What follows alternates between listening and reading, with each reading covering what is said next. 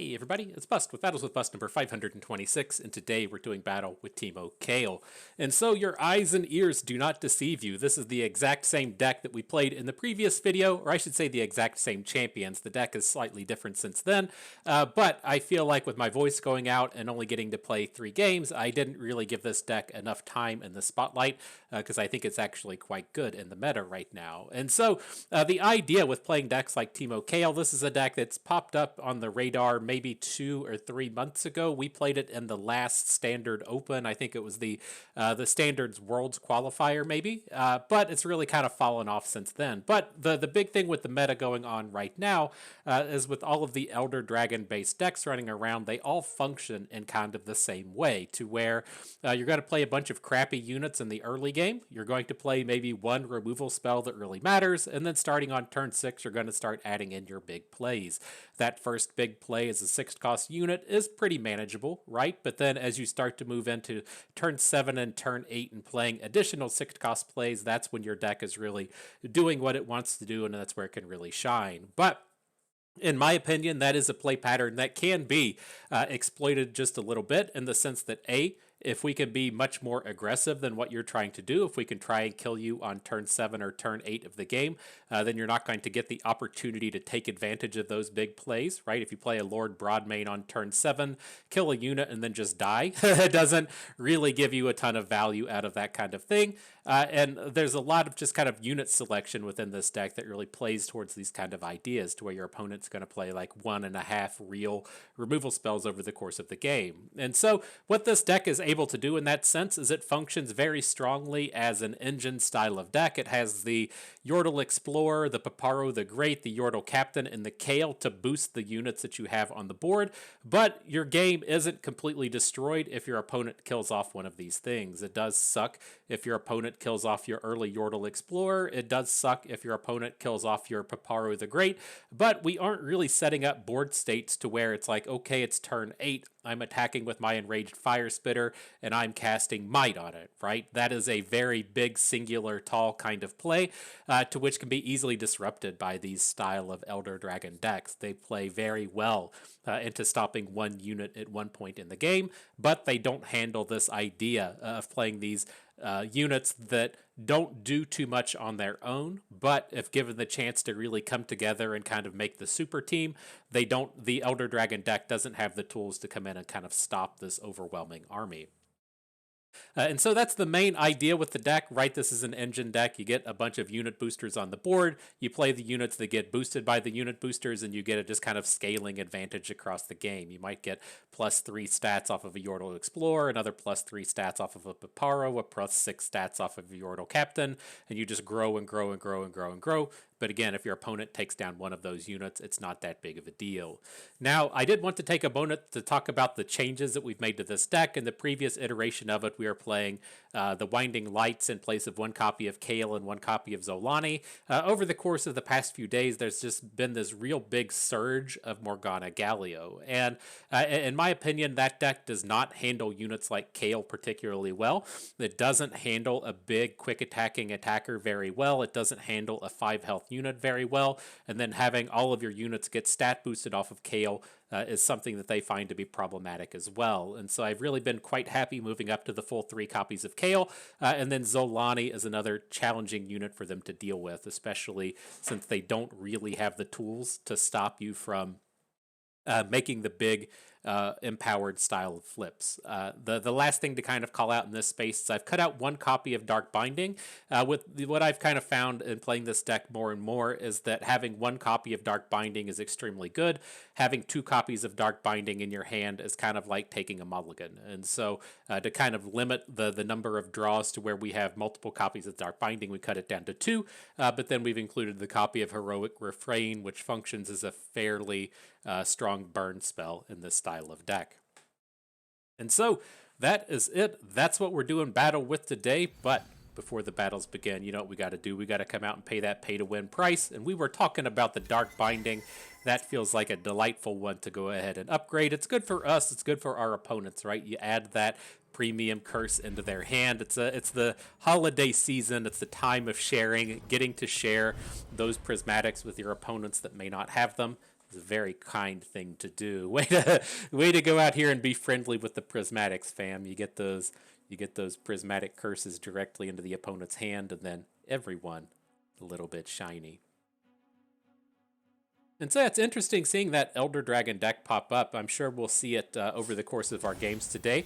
Not quite it here. So I had to stop and check the factions. It's a Demacia based deck and not Targon, and so we'll have to see what's happening with opponent here with his Elder Dragon Morgana. But ideally, we would be starting off with some unit boosters, right? We really like to kick off with those Yordle Explorers, the Paparo style of units. We're gonna mulligan to try and find those, but we don't want to mulligan so hard that we don't have any early plays. And so the Vandal Commando, reasonable keep, fine attacker even here on turn 3, maybe generating a little bird or two. See how it goes.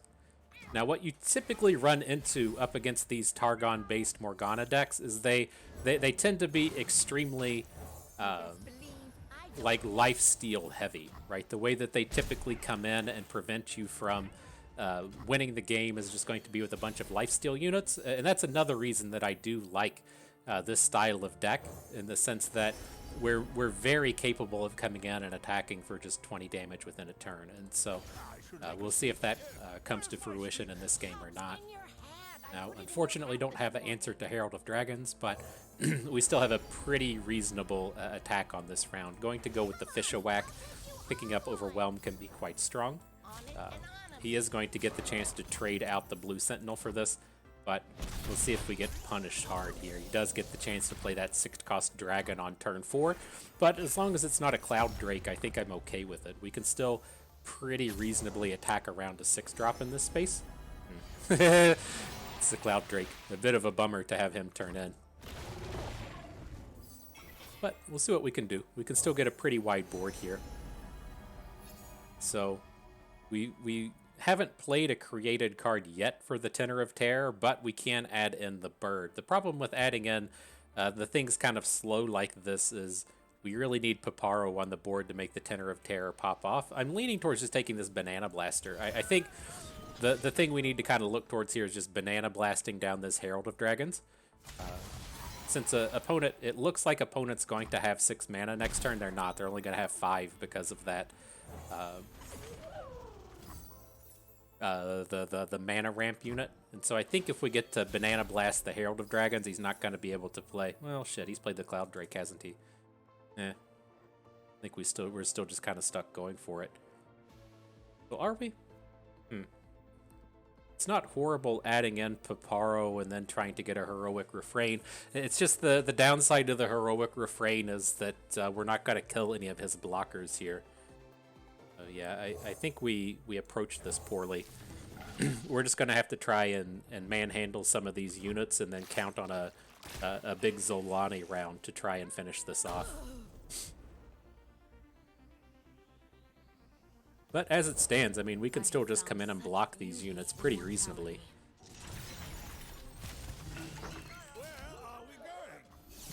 Right, these aren't overwhelmers, and so getting blocks with things like Hungry Owlcat can still be pretty good.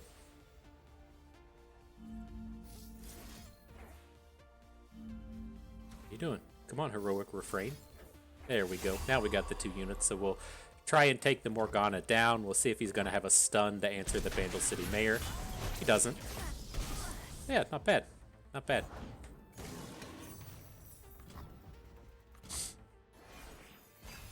Or Zolani's at 6/6s at this point.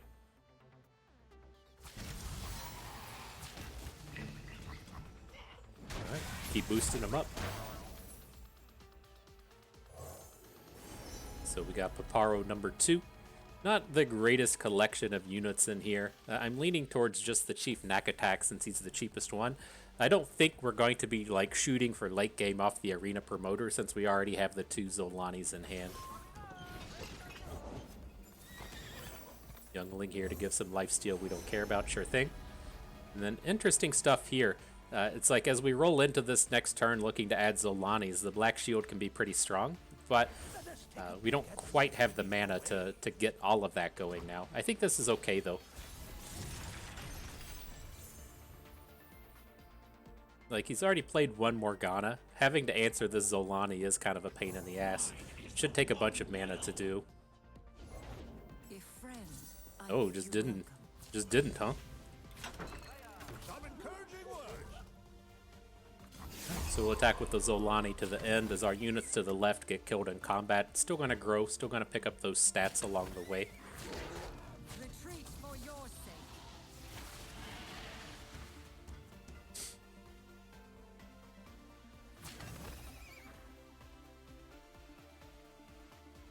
Just no hushes, please. Getting your Zolani hushed is a real pain in the ass. Not bad, not bad. Gotta feel pretty good about that. Again, we still have the second Zolani in hand that we can try and finish this one off with. I'm curious if we should have just not played the thing, not played the removal spell here, let him keep the unit, so that we could keep our Zolani protected with Black Shield here. To see how much mana he spends, it may not particularly matter.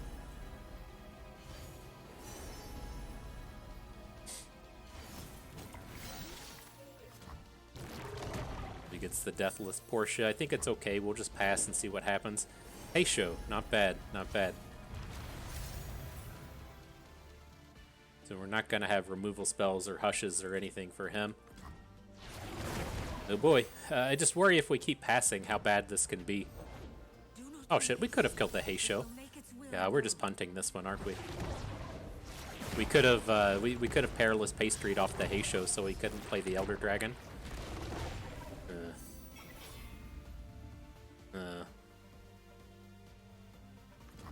Now he's in a pretty decent spot to just keep passing. At least he's not going to do that. Persistence is key.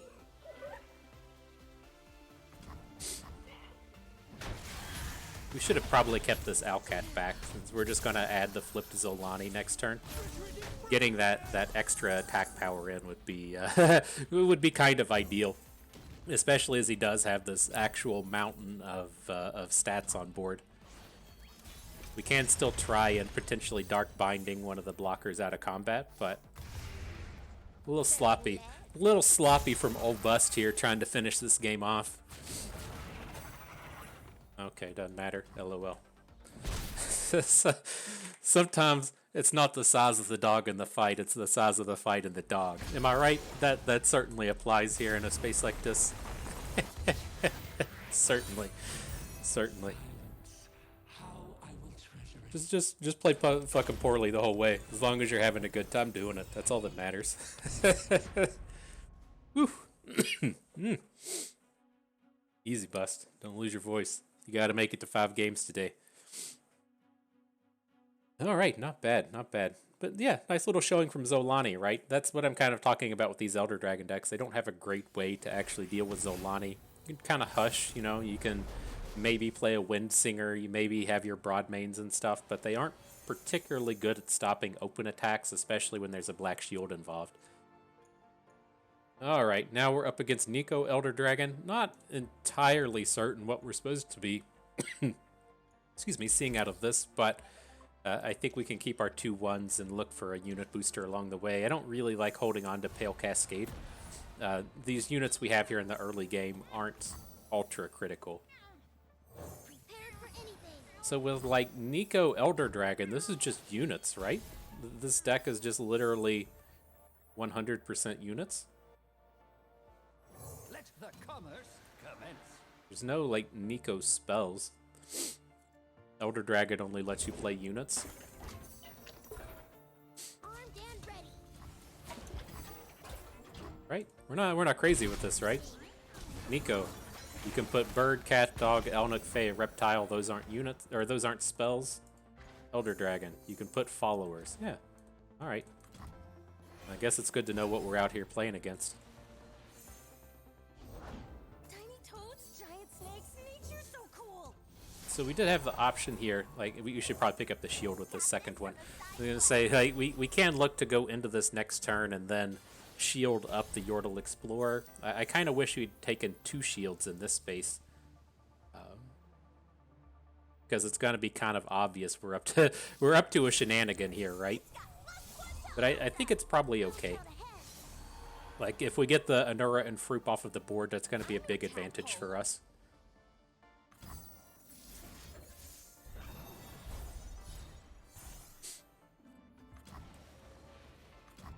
Right, this is like the turn that he's wanting to pop. He's wanting to play like 3 and 4 cheats on the mana, and then just not having it is pretty good for us. Could go for Poison Dart. Like, again, I don't really care if we lose any units here, but, you know, if he's going to play a unit and then we get to dart one of these birds and then follow up with Yordle Captain, that's not the worst. Like, the thing that sucks the most for us is, like, if he opens onto our 2 small plays, but then, you know, he just doesn't have anything on board. I'm cool with that. So I'm going to add in Piparo and look for a cheap, doesn't matter who it is. Crackshot Corsair is going to be our play. Next turn, we'll add in the Kayle. See if we can't get in a big old game-breaking attack.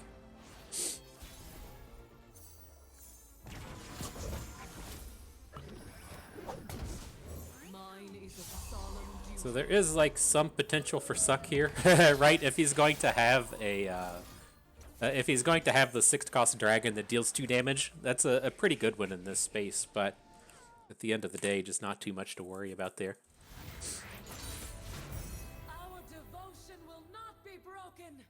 Our devotion will not be broken. All right, on to the next one. So, ooh, yeah, feeling so much better today. Like, I was feeling, like, good physically with the previous video, but, like, as I started talking, I was like, fuck, my voice isn't gonna make it. It takes a bit of time to get back to used to just, like, talking for an hour and a half straight. And so, it just felt like I had some of that lingering, like, sinus infection shit just hanging out. And I wasn't able to really get it cleared out fast enough, but it certainly helped to come in and just chit-chat a bunch of words and speak a bunch of nonsense and get that video together. All right, into the next one, though, up against Maokai Mordekaiser. This is the mill deck. I'm not really impressed with these decks playing P and Z. They typically play P and Z just for that one card that makes your opponent draw 3 cards, and it just it feels like you should be winning the game if you've played Maokai Watery Grave, and forcing out the draws should be kind of a rarity of something that you need, but keep seeing it.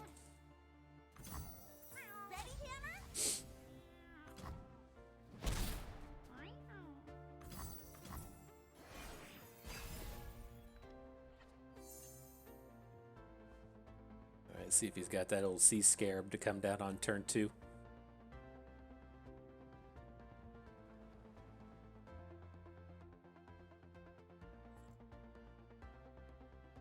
We're seeing, we're waiting, we're watching, we're looking. Get that 2-3 onto the board. Hey, that was a big decision right there. that was a tough one. The highest win rate boosting card for any of the Sea Monsters decks. Should I play it? That's the big decision of the day. All right. So this is a touch awkward, adding the commando to the board. Ideally, what I'm kind of thinking here is the tiny spears are gonna take a while to actually do anything. Kind of hoping he just blocks with the Sea Scarab, and then we get to do a little bit of cleanup with the Pie Toss.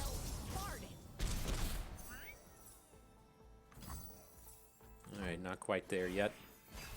But we do have the mana for a bit of interactivity now. We can get the Explorer running in with these other units. I'm trying to think if this deck typically plays stuff like the Ruination. I feel like it might play 1 copy, but I'm not going to play around a 1 copy Ruination. So what do we got here? The thing with Pie Toss is it does let you start to deal direct damage to the face. I'm just curious if we're ever going to get to play a card like Drop the Bomb.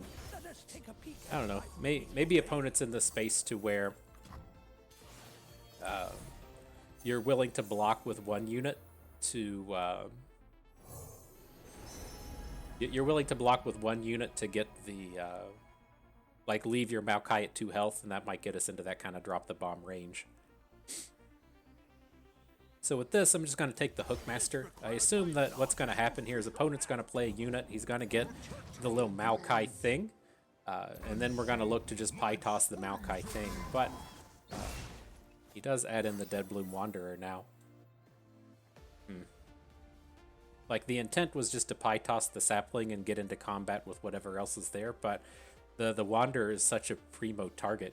I'm really kind of regretting taking this Hookmaster now. I was planning on just attacking with a full board, but doesn't seem like that's going to be a thing.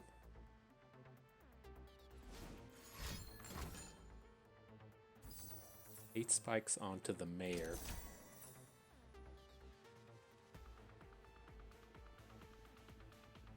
I mean, we have these black shields, but we're not really collecting any mana discounts, right? The only discount we have is on the Hookmaster. I think that's okay.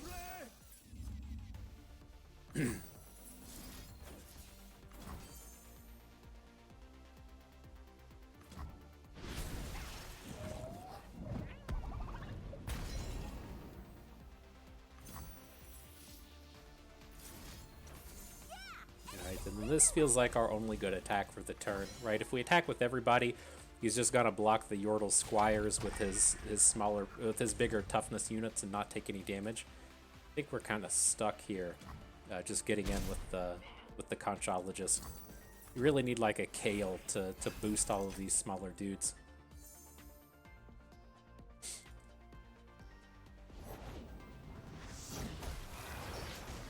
I don't care about that.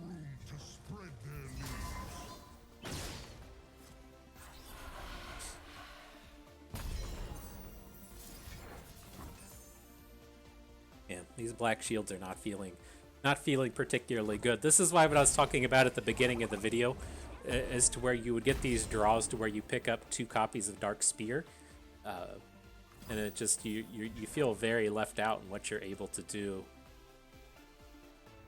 Baddies beware, Mama's got a gun.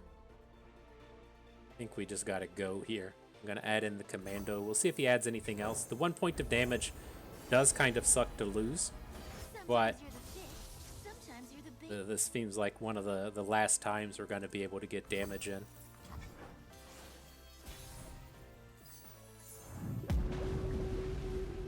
Paparo strikes me as so good here.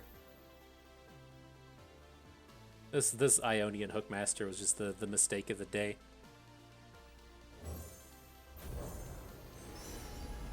What do we got in here? Yordle Captain it is. Can't be dropping Bandle Gunners anytime soon.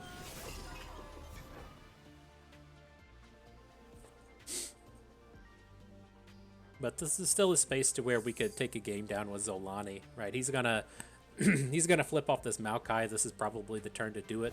Having a 7 hit for the round isn't that challenging to do. Yeah, we're just dead. Okay, GG. Tough match.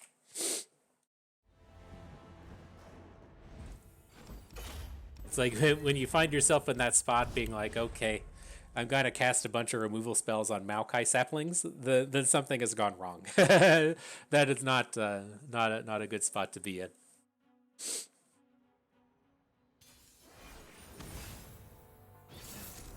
All right. This is the big deck of the week, the Morgana Galio. There's a few different flavors of it running around. I'm just going to take the full mulligan. We need to find our unit boosters here. Conchologist isn't strong enough to hold on to. But they play all the curses pretty heavily. And there's 2 versions. One that plays Mage Seeker Jr., like it's the buy attack version that was playing Mage Seeker Jr. and playing Mahari up at the 8-drop space. I think that deck is pretty trash. I actually think this deck on the whole is trash and just worse than the Maokai version or the Mordekaiser version. But it's up and running and right around now. Never know what's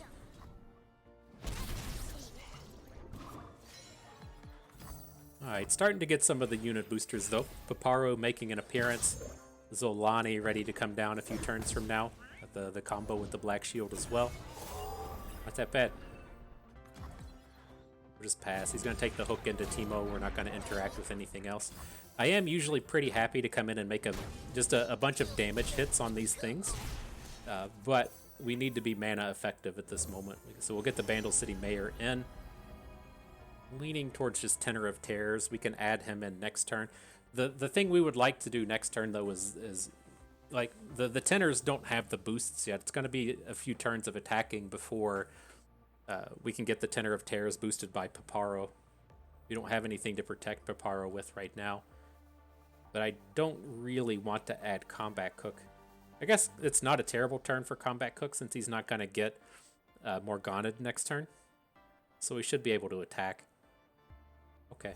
I should make a speech. I'm convinced. Where's my speech? Pops in your hat. I put it in your hat this morning.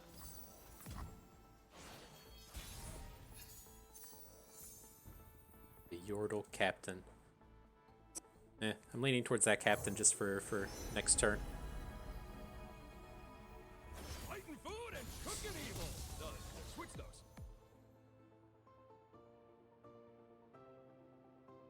those. Should still be pretty reasonable this round, right? He's not probably not playing loyal Badger Bears. Without something like Badger Bear on board, we can pretty freely get the Bandle City or the Bandle Commando in for an attack. Now I'm fine to just spread out a bunch of damage on these dum-dums if we can. And then we should be getting the free Owlcat, so we can play it post-combat. Just try and chip away more damage on these things.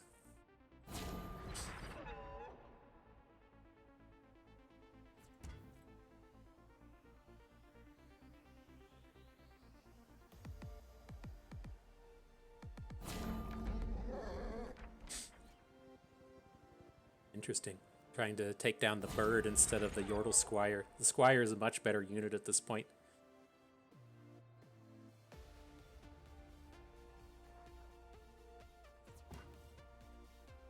Got this big ball and 2/2 Zolani in hand. that's what you got to watch out for. Sure.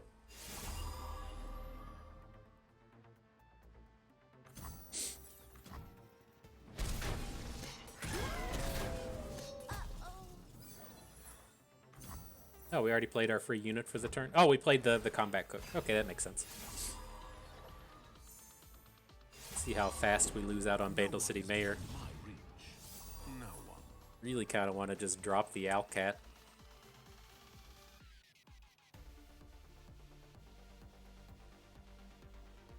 Okay.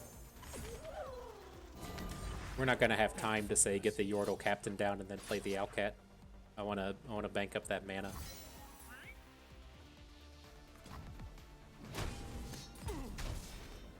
Shuffle buttons.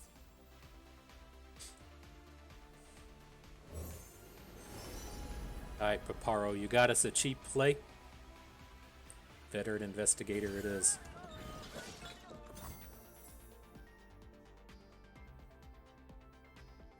Finding details is my duty. Teemo, not bad. Getting them with the combos, huh? The Teemo Veteran Investigator coming through for the big damages. Gotta like that. Gotta like that, huh? So we'll see what happens here. This is one of these turns to where if he plays a big dragon, it's fine. He can dragon down the Paparo, which is typically not going to be that great, as we are looking to build into Zolani, but we have the follow-up in Kayle.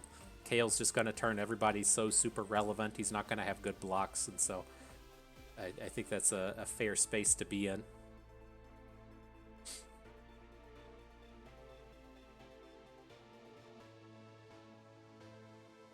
He's like, can I play Wind Singer onto a Combat Cook? Come on, Pepper. You want to hang out? We got a kitty. See if we can't get the kitty to hang out with us while the dude's making the big thinks.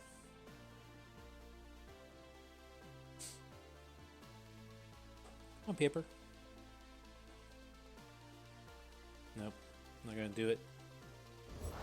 There we go. It's a Morgana. Sure thing. It is for the divine to dispense justice. So it is a bit of a bummer for the Owlcat. Not quite strong enough to get into combat with Morgana here, so we probably have to leave him at home. But everybody else can go through and attack. I don't know. I mean, it's not like we're ever going to be blocking with the Owlcat.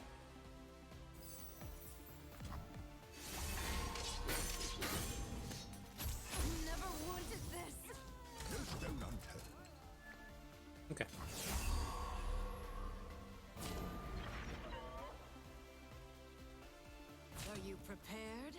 Interesting, gives up on Morgana. I wonder if he has the second one in hand.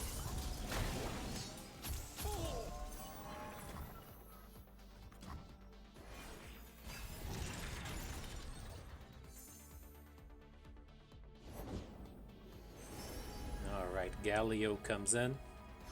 We can add our big friends as well.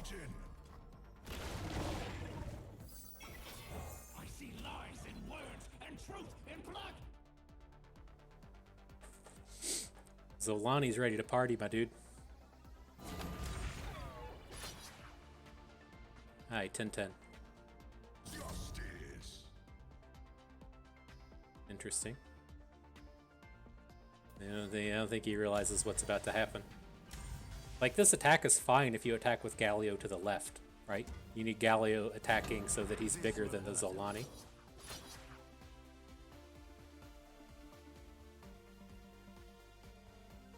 So this will take him up to 12-12.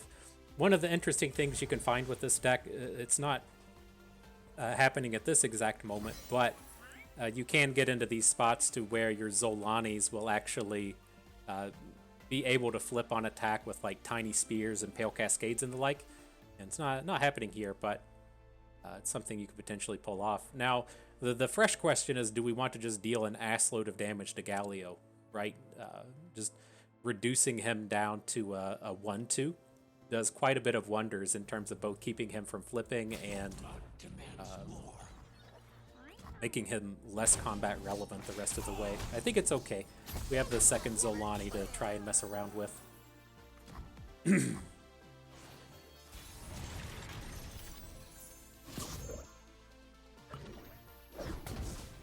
So I don't think we can play this fresh copy though. Like if we add this Zolani and then he gets hit with a if he gets hit with a Morgana, then we just lose the game. So the thing's a bummer is we haven't picked up any other cheap units. Like this is the perfect turn to play Suppression, play the Shackles, and then follow up with another play. But I think we just have to add the 2 units to the board and call it a day. Follow me. I know where I'm going.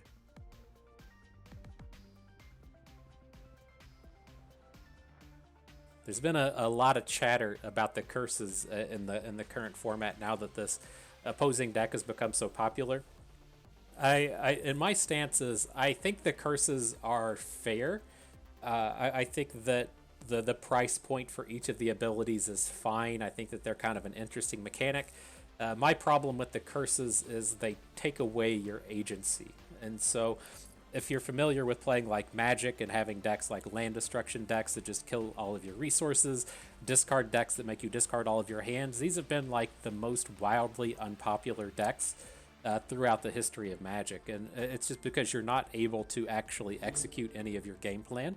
And it's just no fun to play, right? We're out here trying to play the decks that we've designed against each other, and all your deck does is say you're not allowed to play your deck today.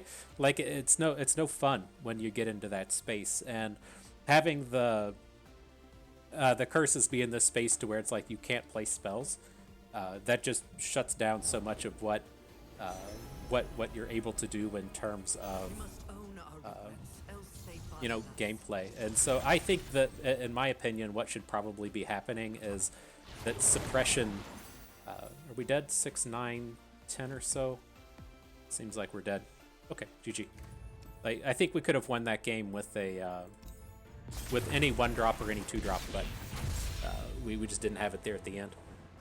But no, so if Suppression didn't say you can't play any spells, I think if Suppression was a 0 mana curse that stacked, that then said your spells cost 2 more. And so it costs the same amount to actually get it out of your hand.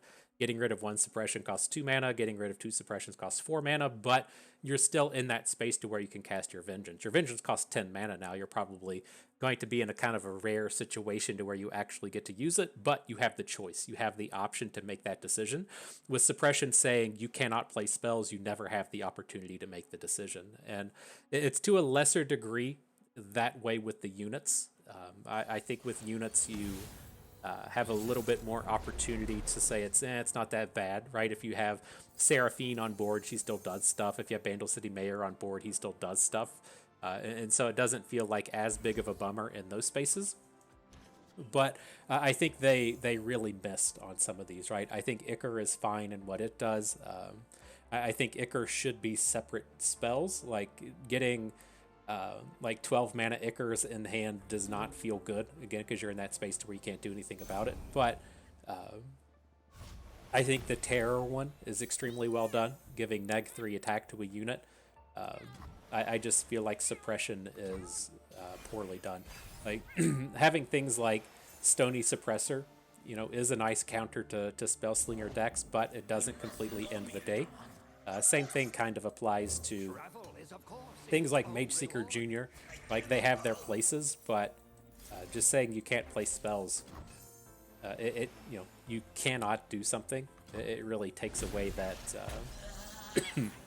that decision-making component.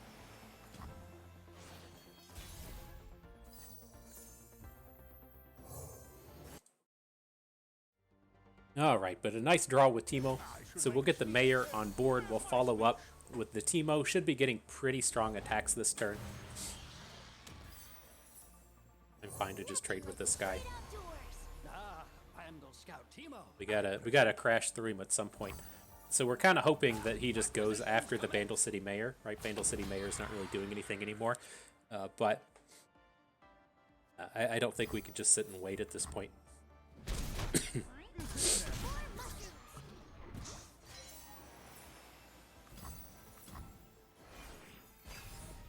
That was my brother's favorite deck growing up, playing Magic. Excuse me. He made his land oh, I'm losing it. Oh, I think I might make it, but no, he made his land destruction deck, and so that was all it did. His whole dream and whole goal was for you to not be able to play your spells. He didn't quite understand the execution, right? If you're going to play land destruction, your opponent can't play spells, and so you're not really into you're not really that into hitting them with discard at that point, right? You're just making them discard cards they can't play anyways. But it was a big load of no fun. I know that was a fact.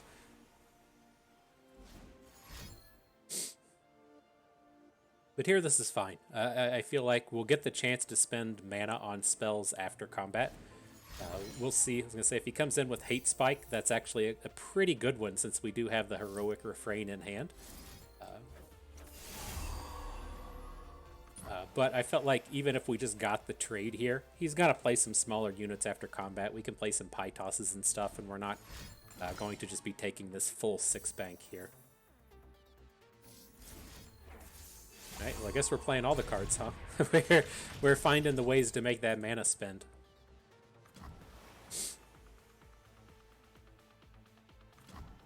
I was really expecting him to come in with the the spell at the end of the turn, that the draw 2 thing, Grim Harvest, whatever it's called.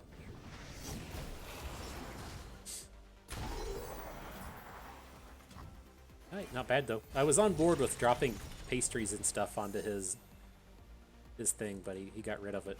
Oh, having challengers, not bad. It's kind of annoying.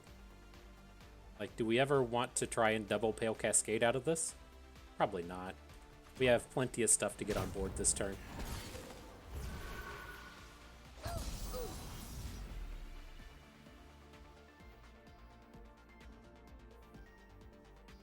I'm just curious if he ever... He's pretty limited in terms of having sacrifice stuff at this point, right? But I was curious if we were going to get a counterspell on anything. That would have been a good thing. That was a pretty harsh punish that we just took. Oh, man. We definitely should have killed off that unit.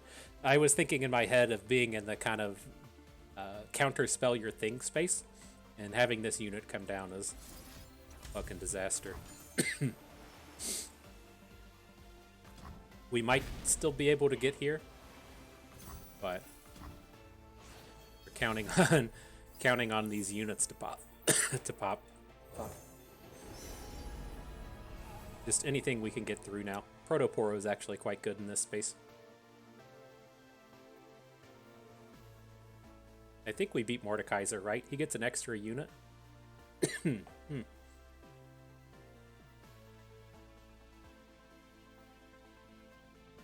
Maybe we need the painter. We should be one wider than him, though. The waters give you life, child. I'm losing it. Make sure you capture the mustache's grandeur. It'll be We'll do as it in Castaway, shiny pretty and strong. grand as the sun.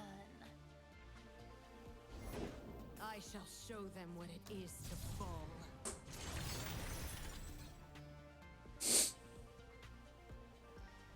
Alright, so where are we at now? So we'll just not attack with the Bandle Painter. I think that's okay. Let's bring in Pytos. How does this work? We Pytos the unit, we hook Morgana out of combat, and then we still get to hit for... We still get to hit for lethal? Or are we one short at this point?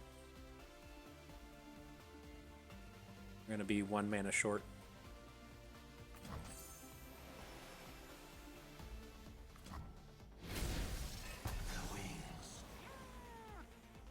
Can't play the double Pale Cascade. We're only going to hit for 4 on the turn.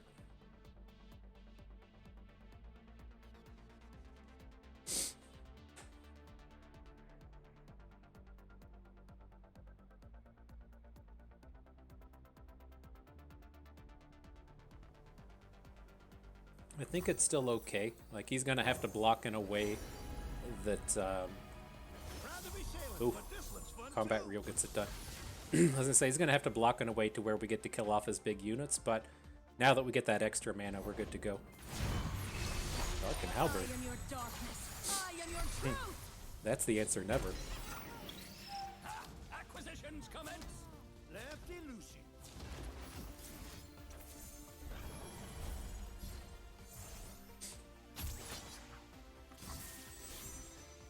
Alright, there we go. Ooh, we made it to 5 games, didn't we? We barely made it through there. Oh my gosh, I just started losing my voice right there at the end. I'm so sorry I started coughing into the thing. Like, I usually have a bit more awareness, and I try to hit the mute button, but ooh, is what it is. But nonetheless, not a bad set of games. I feel like that was a much more varied sample compared to what we got in the previous video. We got to hit on some of the Elder Dragon decks and the Morgana decks and really kind of show off what we're trying to do. But again, like the big things that we're trying to have access to here, we don't want any one really super important unit, right? We don't want to spend 5 mana on a Glacial Saurion just to have our opponent play Morgana, right? You just automatically lose all those games. You don't want to play some random 2-drop and then put Yumi on it and then have your opponent hit it with Morgana, so you have to spend all the mana to make your good unit relevant again. As you can see in those games, we were getting into those spaces to where the opponent's playing curses on our units and we're not really upset about it. You know, we'll get to a point eventually to where we can just get rid of the curse, but we're not in that space to where it's ultra important. And then again, as we're in the spots to where, you know, the opponent's going to have a Vengeance, they're going to have a Wind Singer, they're going to have like one really good removal spell. Having their one really good removal spell land on something like Kayle, you know, it sucks to lose the big unit, but she still did come down and grant like 4 and 5 stats across the rest of the board and provide some value that way. And so I think this style of deck, this idea of deck, you know, functions very well in this meta, and it's something to really kind of keep in mind as you move forward if you're looking to kind of combat the Elder Dragon or combat Morgana. This idea that you want to go wide, you don't want units that are super important, you like to have the kind of engine style of deck to where if your opponent's only cursing your units, then you still get some kind of bonus, and it really helps you kind of deck build into a way that can be effective against what's very popular right now. And so, good set of games. I had fun with that. I hope you did too, because that is going to do it for us today. So, hope everyone enjoyed the video. We maybe learned a thing or two along the way. Had a good time watching. This is Bustin'. We thank you for being here.